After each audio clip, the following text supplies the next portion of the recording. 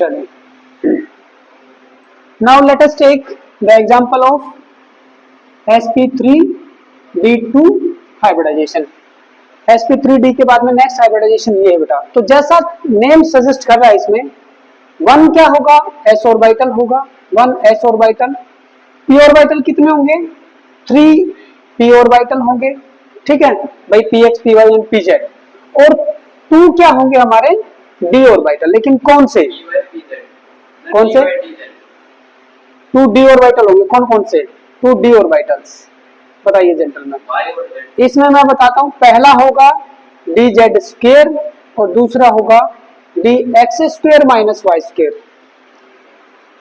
d2 जब आएगा ना, आप इसको कैसे याद करोगे वो बता देता हूं।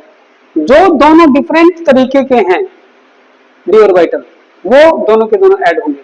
जब d3 आएगा ना, तो जो 3 तरह के एक जैसे हैं, dxy, dyz और dzx, वो उसमें होंगे, अंडरस्टूड। और जब वो अकेला है तो ये वाला होगा, यानी कि sp3d में, ठीक है। Now let us take the example of sf6 molecule. चलिए भाई, sf6 मॉलिक्यूल लेते हैं, ये लो sf6 सल्फर हेक्साफ्लोराइड। तो इसमें सल्फर एटम का इलेक्ट्रॉनिक कॉन्फ़िगरेशन लिखो।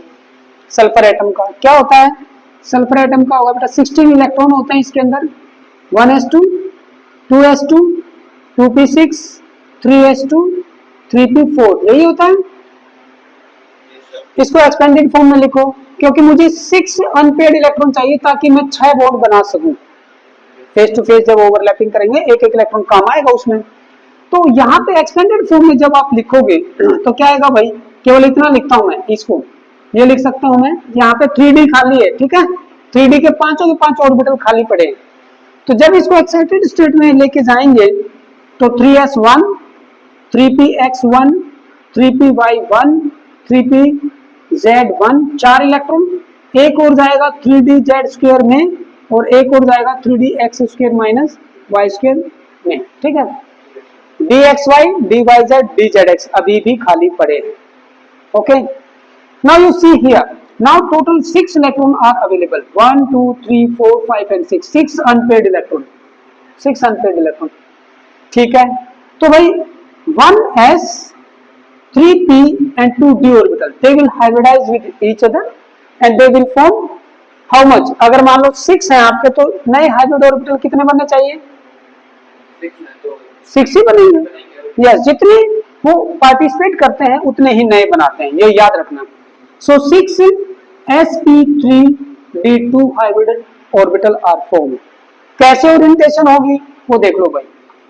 अगर मान लो ये मेरा न्यूक्लियस है सेंट्रल एटम का, ठीक है, तो 4 तो जाएंगे एक प्लेन में, एक स्क्वायर फॉर्म करते हुए 90 डिग्री पे है ये, ठीक है। हाँ, एक जाएगा इसके ऊपर और एक जाएगा इसके नीचे। ये एंगल भी 90 डिग्री है, ठीक है ना, ये जो स्क्वायर में जा रहे हैं, ठीक है, ये भी 90 डिग्री है, ऑल एंगल आर 90 डिग्री। तो इसको जब आप ऐसे करोगे, इसको ऊपर ले आओ तो ये प्लेन में चले जाएंगे, ये ऊपर ले आओगे तो ये प्लेन में चले जाएंगे। इसमें सारे के सारे 90 डिग्री होंगे बेटा, सारे के सारे 90 डिग्री। तो इसमें कोई भी एक्सियल या इक्वेटोरियल बॉन्ड नहीं है, all are of same nature, okay. लेकिन जब हम विजुअलाइज करेंगे तो आपको ऐसे होगा कि भाई 4 जोन एक प्लेन में गए, यस, एक अबव द प्लेन और एक बिलो द प्लेन। तो चलो मैं इन 6 हाइब्रिड ऑर्बिटल को इनमें लगा देता हूं। ये लो, एक इसके अलोंग, ठीक है, एक ये इसके अलोंग आ जाएगा, हो गया, एक यहाँ पे, ओके, एक इस डायरेक्शन में, ठीक है, एक इस डायरेक्शन में, ओके, और एक इस डायरेक्शन में चला गया। तो इसको मैं बोल सकता हूं स्क्वायर प्लेनर बाइपिरामिडल, और दूसरा इसका कॉमन नेम क्या है, ऑक्टाहेड्रल जियोमेट्री। क्या है ये, ऑक्टाहेड्रल जियोमेट्री, या तो स्क्वायर प्लेनर बाइपिरामिडल बोलो या फिर इसको ऑक्टाहेड्रल। एक all angle are 90 degree, there is no sense of axial और कोवेलेंट बॉन्ड, राइट। चलिए, तो इसका मैं शेप बना देता हूं बेटा। सल्फर एटम को हमने यहां रखा, ठीक है, 4 बॉन्ड हमारे चले गए एक प्लेन में, ठीक है, ओके, और एक बॉन्ड ऊपर और एक बॉन्ड नीचे। This is having sulphur is sp3d2 hybridized forming 6 bond with 6 fluorine atom. और आप ये भी देख सकते हो एक एक इलेक्ट्रॉन जब हम यहाँ रखेंगे, एक इलेक्ट्रॉन 2 3 4 5 और एक 6, ठीक है। अब यहाँ पे जो फ्लोरीन है, फ्लोरीन का कौन सा आएगा एटॉमिक ऑर्बिटल 2pz1, वो फेस टू फेस इसके साथ ओवरलैप करेगा 2pz1, पूरा ऑर्बिटल बनाया, पेयरिंग हो गया 2pz1, पेयरिंग हो गया 2pz1 किसका फ्लोरीन का, 2pz1 फ्लोरीन का pairing 2pz1, okay 2pz1 fluorine, ये आया फ्लोरीन का 2pz1, okay 2pz1 like that, बन गए सारे बॉन्ड। तो इस तरीके से हमारा क्या होगा sp3d2। Now come to the next one, that is जो हमारा लास्ट होगा दैट इज sp3d3।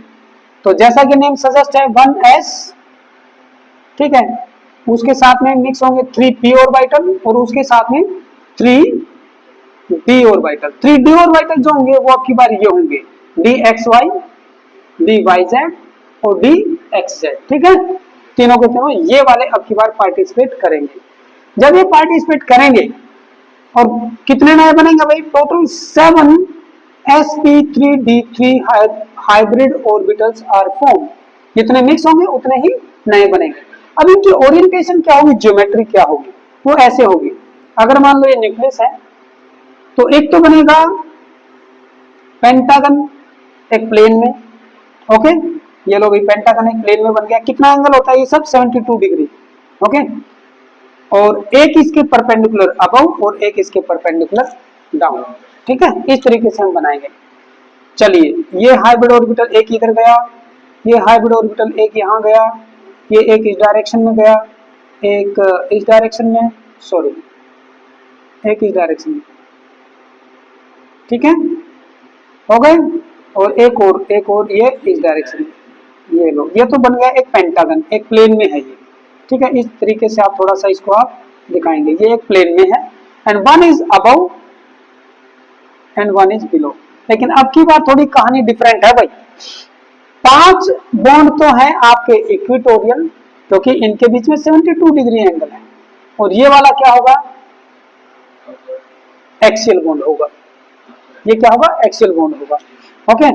तो फॉस्फोरस बीच में 3 बॉन्ड तो आपके ये 2 ये, ठीक है, फ्लोरीन फ्लोरीन सॉरी फॉस्फोरस नहीं है, कोई एग्जांपल कौन सा लेंगे, फॉस्फोरस के पास तो 7 इलेक्ट्रॉन होंगे ही नहीं बेटा, ये होगा आपका IF7 आयोडीन हेप्टाफ्लोराइड। जब आप आयोडीन में देखोगे, आयोडीन कौन सी फैमिली से है, fluorine fluorine fluorine bromine iodine, इसमें लास्ट में होता है 1s2 2s2 2s2 2p5 2p5, इसमें होगा 3s2 3p5, इसमें होगा 4s2 4p5, इसमें होगा 5s2 5p5। तो आगे 5d वाले सारे खाली हैं आयोडीन में, iodine is the central atom. तो 1s 3p, ये वाला इलेक्ट्रॉन भी एक्साइटेड स्टेट में, और 2 इसमें जो पेयर हैं वो भी एक्साइटेड स्टेट में चले जाएंगे, ठीक है ना। टोटल 7 इलेक्ट्रॉन क्या हो जाएंगे हमारे, खाली हो जाएंगे। आप देख सकते हो, मैं यहाँ पे बना सकता हूँ 5s1 3px1 3py1 3pz1, 4 electron तो ये हो गए, 3 इलेक्ट्रॉन आगे चले गए हैं किसमें 3dxy1 3dyz1 3dxz1, ऐसे x square minus y square और 3dz square both are vacant till now. ये आयोडीन का एक्साइटेड स्टेट में आउटर मोस्ट इलेक्ट्रॉनिक कॉन्फ़िगरेशन है। सारे के सारे मिलके क्या बनाएंगे 7 हाइब्रिड ऑर्बिटल, ऐसे ओरिएंट होंगे, ठीक है। फिर इनके अंदर इलेक्ट्रॉन भर दो भाई, 7 इलेक्ट्रॉन 1 2 3 4 5 6 एंड 7।